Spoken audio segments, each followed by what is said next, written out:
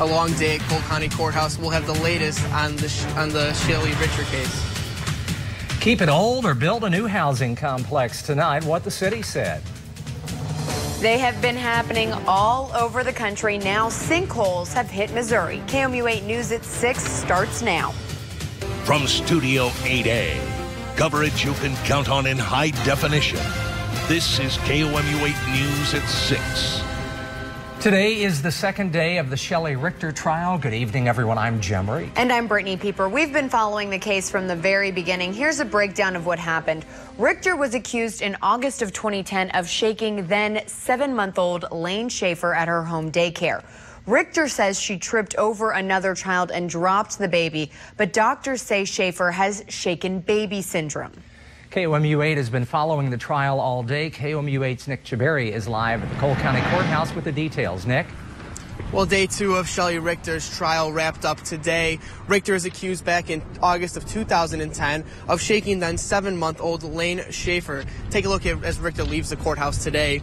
Jurors heard from five prosecution witnesses, 3 of which were medical examiners who's live in Jefferson City. Nick Chaberry, KOMU-8 News. Well, weather-wise, it's been somewhat of an unusual day. That is to say, we've had... They happened in Florida, and now they're happening here. We're talking about sinkholes. The U.S. Geological Survey says about 20% of the country is susceptible to sinkholes, and the most damage tends to happen in Missouri, Florida, Texas, Alabama, Kentucky, Tennessee, and Pennsylvania. But what exactly is a sinkhole? The USGS says it's a place where soil covers a gap in soft bedrock-like limestone. As rain and groundwater eat away, that gap becomes larger. Take a look. This picture shows how sometimes the gap then causes the soil to collapse.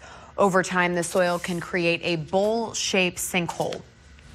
A sinkhole just outside of Jefferson City has residents concerned. It started back in the fall and has gotten much bigger since then. KOMU-8's Katie Brousseau went to check it out today and joins us now live from the sinkhole. Katie, what are the neighbors saying?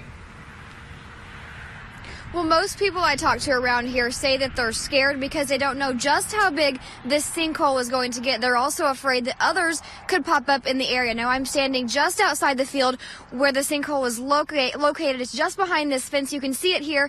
It is about 60 feet long and about 15 feet wide. Now, the man who owns the land has it blocked off so people can't get close. As you can see, they've added even some more orange fencing since this afternoon because they're saying that the sinkhole could possibly still be growing. Never would have thought anything like that would be around here. Sinkholes in mid-Missouri. It really... Reporting live from Cole County, Katie Brousseau, KOMU-8 News. Thanks, Katie. Cole County wasn't the only recent sinkhole. Here's video from a golf course just outside of St. Louis on the Illinois side. A mortgage broker is recovering today after a sinkhole opened up beneath him Friday on the fairway. Mark Mahal says he was setting up his shot when the free fall began. Mahal suffered a shoulder injury. A historic decision for a downtown Columbia landmark. Columbia's mayor called a news conference this morning to make an announcement about the Niedermeyer building. KOMU-8's Brian Bondis went to the meeting and joins us now live outside the old apartment with the details. The historic Niedermeyer apartment building behind me will not be demolished to make way for a 15-story high-rise apartment building.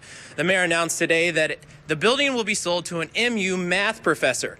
The professor plans to... Reporting live in Columbia, Brian Bondis, KOMU-8 News.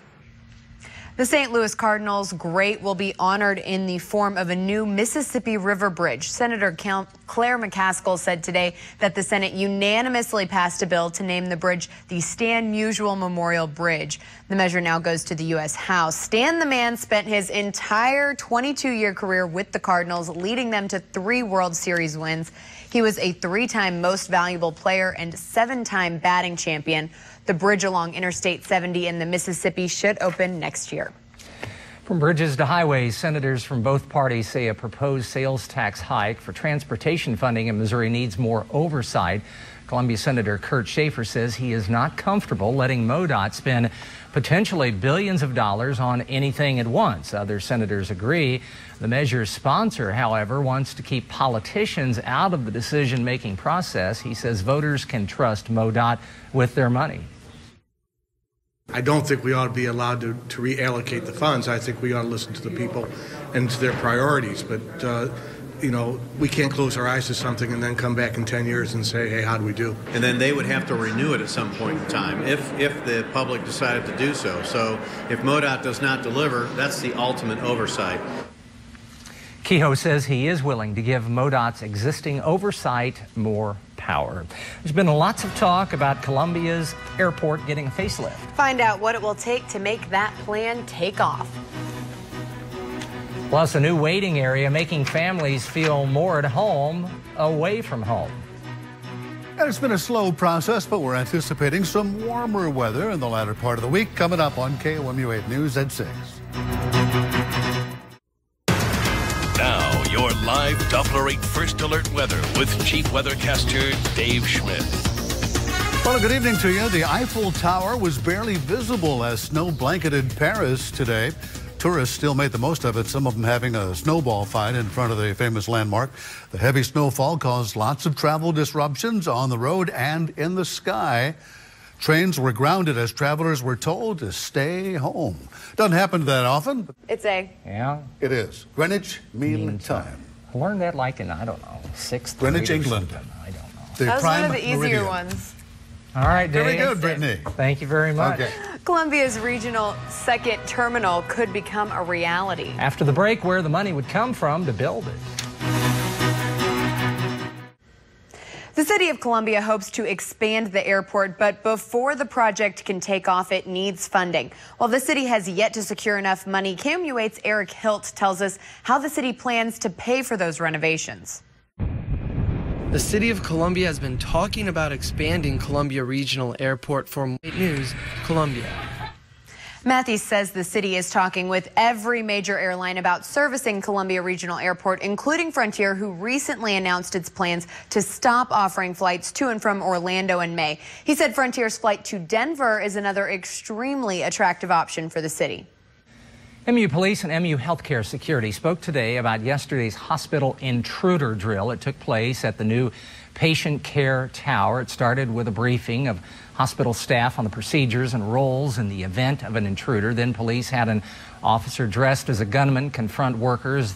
They proceeded with a hostage situation on another floor, which gave MU Police an opportunity to test procedures working with Columbia's SWAT team. We can always find ways to improve our communication. How do we get the message out to everyone associated with the hospital and in the hospital? How do we do that quickly?